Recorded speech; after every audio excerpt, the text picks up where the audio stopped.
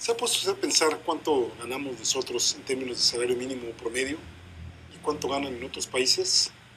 ¿Qué tal si el tipo de cambio actual, y pudiéramos comentar que nosotros ganamos alrededor de 134 dólares estadounidenses, pero en Uruguay son 300, en Brasil 318, en Chile 372, en Argentina 475, inclusive en Ecuador son 267 más o menos, y qué decir de nuestro país vecino, Estados Unidos, en donde ahí se paga a 8 dólares la hora en promedio, que es un equivalente más o menos a 100 pesos la hora. Es decir, que si esta reforma fuera realmente justa para todas y todos, podríamos decir que pues 4,000 pesos por 40 horas a la semana, nosotros tendríamos que estar ganando como salario mínimo alrededor de 16,000 pesos al mes. En México, por una jornada de 8 horas de trabajo, más o menos tomando el promedio que hay en las 3 zonas económicas del país, estaremos hablando de 62 pesos con 33 centavos una hora. Más o menos estaríamos hablando que por una jornada de 40 horas a la semana y por mes, estamos ganando 1,380 en vez de los 16,000 pesos al mes que deberíamos estar ganando aquí en el país. Esto es lo que no nos han dicho con la reforma laboral, y por este tipo de situaciones es que podemos ver en el país algunos empresarios tremendamente ricos. Vaya que cuando más mal le va a la población mexicana, por ejemplo el mismo Slim en aquel 2009, cómo olvidar que mientras el Producto Interno Bruto cayó más o menos entre un 12 y 13%, Slim en ese año pues ganó más o menos como 34,000 millones de dólares, pues subió de 50,000 a 74,000 millones de dólares su fortuna en ese entonces, como 20,000 millones de dólares, una cosa terriblemente diferenciada entre para muchos y lo que reciben muy pocos. Entonces, ojalá no se deje engañar por estos agoreros, por estos voceros oficiales, por estos voceros que escriben, que comentan en las televisiones, en la radio, de que esta reforma es todo un éxito para el país, de que aquí con esta reforma pues se van a crear más y mejores empleos, quizá a lo mejor más empleos sí, ya vimos que no en las cantidades suficientes, pero esa cantidad de empleos que se pudieran dar van a estar absolutamente precarizados, y de hecho pudiéramos decir que pues estamos retrocediendo prácticamente a la época del porfiriato. De hecho, no había habido una reforma tan negativa para el trabajador desde la época de don Porfirio Díaz. Es decir, estamos ante una etapa del ciclo de la vida laboral en donde al trabajador se le están cargando todos los costos, digamos, de las posibles crisis que pudiéramos estar viendo tanto en el nivel país como en el plano internacional. Es un salto hacia atrás, incrementa las intensidades de la jornada de trabajo, con menos derechos para el trabajador, con mínima protección social, con pensiones a la baja y con servicios de salud cada vez más compactados y seguramente en peores condiciones. Hunde el soporte financiero y la misión cohesiva de la salud y la seguridad social de los mexicanos. Recordemos que este esquema que nosotros tenemos, las mismas siglas del IMSS, Instituto Mexicano de Seguridad Social, Instituto de Servicios Sociales y Seguridad para los Trabajadores del Estado, todo esto se rompe y nos llevan a un esquema, además de todo el daño que ya habíamos visto socioeconómico que nos causan, también nos llevan a fraccionarnos más en términos individuales.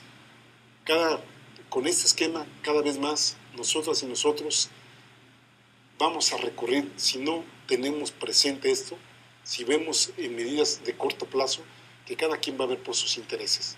Y en la medida que cada quien vea por sus intereses solamente y que no le interesen los de los demás, en esa medida nos van a tener más en sus manos.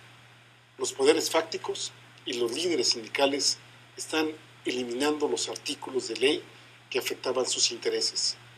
Esos son los líderes sindicales, esa fue la moneda de cambio, ya lo había dicho aquí Gustavo Leal desde la semana pasada, y esa es precisamente la realidad que tenemos aquí en el país, que por cierto no dista mucho de la situación que tenemos en otros países. Al inicio del programa también estábamos comentando de la situación que se está viviendo en España, no solo en términos, digamos, económicos, sino también incluso con las implicaciones políticas que tiene, pues, por ejemplo, en el caso concreto de Cataluña.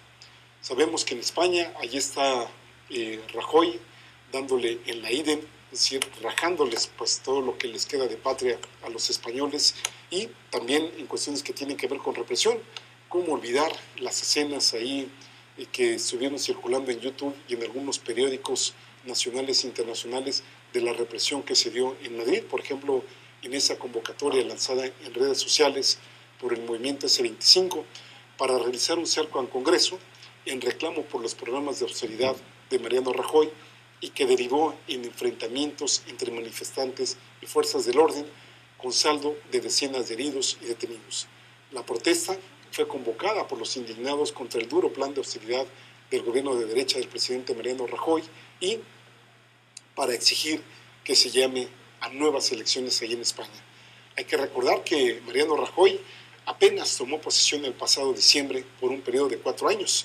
Su antecesor, José Luis Rodríguez Zapatero, del supuesto Partido Socialista Obrero Español, anticipó su salida por la crisis que tenían casi de calidad incontrolable, y sabemos que en España el desempleo ha ido creciendo, ya lo ubican casi en un 30%, que aquí en México pues no hay que olvidar que INEGI nos maquilla las cifras, nos las manipula, nos dicen que estamos en menos del 6%, pero ya sabemos lo que la realidad dice, que México también es uno de los líderes mundiales del desempleo, y que aquí pues no estamos cantando tan mal las rancheras como lo está haciendo allá en España. En España más o menos tienen una población de alrededor de 42 millones de habitantes. Aquí en México, de los 112 millones de habitantes que tenemos, 51 millones están en edad de trabajar, y solo 15 millones y fracción están registrados en el IMSS, y de estos 15, solamente 3 son eventuales. Con esta situación de la reforma, perdonen que insista en ello, las facilidades para desemplear gente que da la nueva ley, podría ser que esta proporción se invierta. Es decir, que ahora solamente haya 3 millones de trabajadores permanentes y 12 millones de eventuales, pero sujetos a peores salarios. Algo más o menos parecido está sucediendo allá en España con, digamos, el agravante, si es que así cabe para ellos, es de que, pues por un lado tienen a la Unión Europea sobre ellos, que pues recordemos que allá en Europa se reparten la producción y que cada país le tocan ciertas cuotas de ciertos productos, y que obviamente pues están ahí sobre ellos pues Francia, la misma Alemania, y pues tienen muchas condicionantes que por supuesto Mariano Rajoy no va a permitir o va a dificultar al máximo posible que Cataluña se independice del resto de España. Sabemos que de las 17 provincias autonómicas de España, precisamente Cataluña y el País Vasco son los que mayores recursos le generan a España, y también sabemos que son las provincias que menos recursos le son devueltos por parte del fisco español. También ahí vienen rencillas antiguas que tienen que ver desde la época del franquismo, y aquí estoy hablando no solo de los catalanes, insisto, también de los vascos, y que pues ahora hacen un cóctel que vamos a ver en qué para esta situación.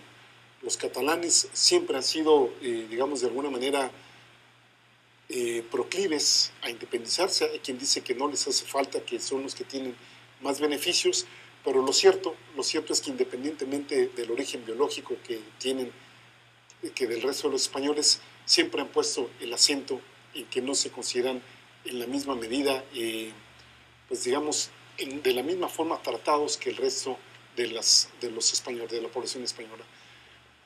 Pero no todo es tristeza en España. Y aquí me quiero referir que llegó un superhéroe, por lo menos para paliar en algo la crisis económica que se tiene en ese país, y concretamente para una provincia que para nosotros nos es muy común, y estoy hablando de Galicia. ¿Quién de nosotras y de nosotros no hemos contado algún chiste de gallegos? Que pues ya sabemos ahí cuántos chistes circulan aquí en el país hablando pues de los de Galicia, ¿no? El apelativo de ellos son los gallegos. Bueno, pues ahí Suárez, Copel y Calderón están diciendo que, para que vean que sí cumplen, están invirtiendo 380 millones de dólares para la construcción de 2 hoteles flotantes en Galicia con capacidad para 600 pasajeros. Aquí bien pudiéramos preguntarnos, ¿por qué invertir en 2 empresas astilleras españolas que tenían 5 años sin un solo contrato firmado? Suárez Coppel dice que no, que apenas están en tratos, pero ya en Galicia como están en época de elecciones, ahí mismo hasta han frenado la publicidad que tiene que ver con los contratos firmados de Pemex, obviamente, pues que ya lo dan como un hecho. Parece ser que Pemex va a destinar en total alrededor de 1,000 millones de euros para otras obras en Galicia. Y aquí podríamos preguntarnos, ¿y la refinería en Tula Hidalgo? ¿Dónde están todas estas supuestas inversiones por parte del Estado? ¿Por qué sí allá y por qué no acá? El monto parece excesivo, sobre todo si se toma en cuenta que el precio de un buque petrolero que mandó construir la Secretaría de Marina en Mazatlán fue de 40 millones de dólares. Para eso están nuestros diputados, para defendernos. Son nuestros defensores del pueblo, y ahí está como presidente de la Comisión del Trabajo el setemista Carlos Aceves del Olmo, y está también Ricardo Aldana, líder del sindicato petrolero, y ellos son los que nos están defendiendo en contra de los derechos de los empresarios a costa de los nuestros. Y en la Comisión de Energía está Carlos Romero de Champs, el líder petrolero, cuya hija se pasea con sus perritos por todo el mundo. Y en la presidencia de la Comisión de Comunicaciones y Transportes, ahí está Javier Lozano, con todo y que destruyó a Mexicana de Aviación, los pleitos que trae con MBS, y que por cierto el propio PAN dejó fuera al panista Javier Corral. Y en la Comisión de Derechos Humanos, Angélica de la Peña, esposa de Jesús Ortega. Insisto, ahí vienen las próximas reformas. Estos personajes no nos van a defender. Vamos defendiéndonos y vamos organizándonos. Por cierto, gracias por su participación aquí en la campaña lanzada por Rompeviento TV. Sigan con nosotros, nos escuchamos la próxima semana.